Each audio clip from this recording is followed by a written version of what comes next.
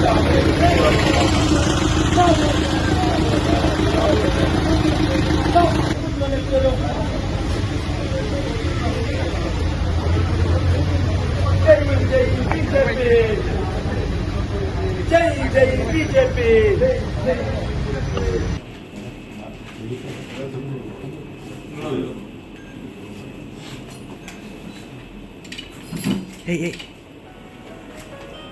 പെരിന്തൽമണ്ണ NDAന്റെ സ്ഥാനാർത്ഥിയെ മത്സരിക്കുമ്പോൾ എനിക്ക് ധാരാളം സ്വപ്നങ്ങളുണ്ട്.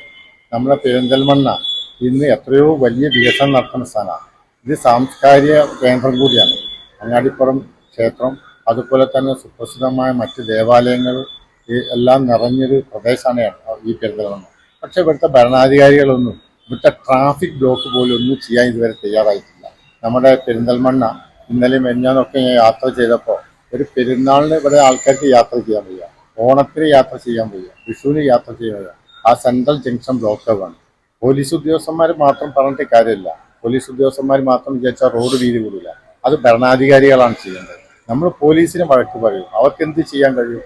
അതുകൊണ്ട് ഈ റോഡ് പിന്നെ നരേന്ദ്രമോദിജി അഹമ്മദാബാദിലും ഒക്കെ ഹൈദരാബാദിലും അതുപോലെ തന്നെ ഡൽഹിയിലും മുംബൈയിലും ഒക്കെ നടപ്പാക്കിയ വികസനം നടപ്പാക്കിക്കൊണ്ട് മേൽപ്പാലങ്ങൾ വേണ്ട മേൽപ്പാലം, റോഡ് 6 വരി പാത നടപ്പാക്കി നമ്മുടെ ദേശീയപാത വളർത്തിയെടുത്ത മാതിരി ഈ സെൻട്രൽ പെരിന്തൽമണ്ണയെ വലിയ മനോഹരമായ ഒരു സിറ്റിയാക്കി മാറ്റാൻ എൻ്റെ സ്വപ്നത്തിലുള്ളതാണ്.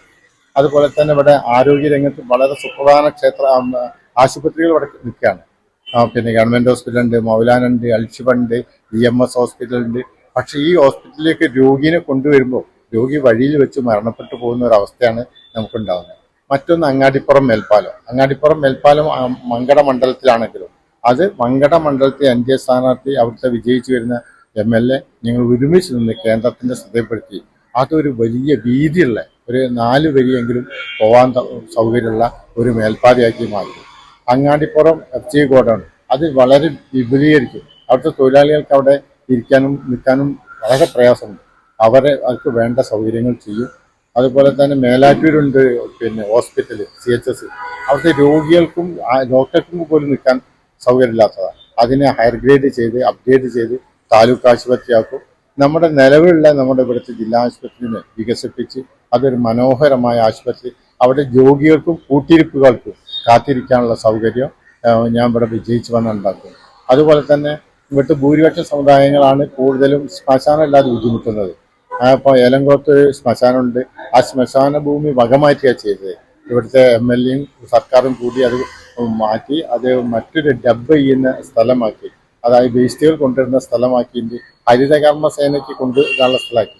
അത് മാറ്റി ആ ഭൂമി യഥാർത്ഥ ഇവിടുത്തെ സാധാരണ പാവപ്പെട്ട ആൾക്കാർ മരണപ്പെട്ടാൽ അവരെ സംസ്കരിക്കാനുള്ളൊരു കേന്ദ്രമാക്കി ഒരു ശ്മശാന ഭൂമി ഇവിടെ കൊണ്ടുവരും. അതുപോലെ തന്നെ പട്ടിക കുടുംബങ്ങളുണ്ട്, വീടുകളില്ലാത്ത എത്രയോ കുടുംബങ്ങളുണ്ട്. 1 സെന്റ് 2 സെന്റ് ഭൂമി അമ്മണിക്കാട്ടിൽ പിന്നെ അവിടെ മരിച്ചപ്പോൾ വീട് പൊളിച്ചു വെച്ചത് നമ്മളൊക്കെ കണ്ടതാണ്. നമ്മൾ പത്രമാധ്യമങ്ങൾ മുഴുവൻ റിപ്പോർട്ട് ചെയ്തതാണ്. ആ പത്രമാധ്യമങ്ങളുടെ റിപ്പോർട്ട് തന്നെ ഞങ്ങളുടെ കയ്യിലുണ്ട്. അതുകൊണ്ട് അത്തരം കോളനികളില്ലാതെ ആ കോളനിക്കാർക്കും ഒരു കൃത്യമായ ശ്മശാനം ഉണ്ടാക്കാനും അവരെ ഇരിക്കുന്ന കുടിയിൽ പൊളിച്ച് അവർക്ക് സംസാരിക്കേണ്ട ഗതികേടില്ലാതെയാക്കി മാറ്റാൻ വേണ്ടി ഞാൻ പ്രവർത്തിക്കും.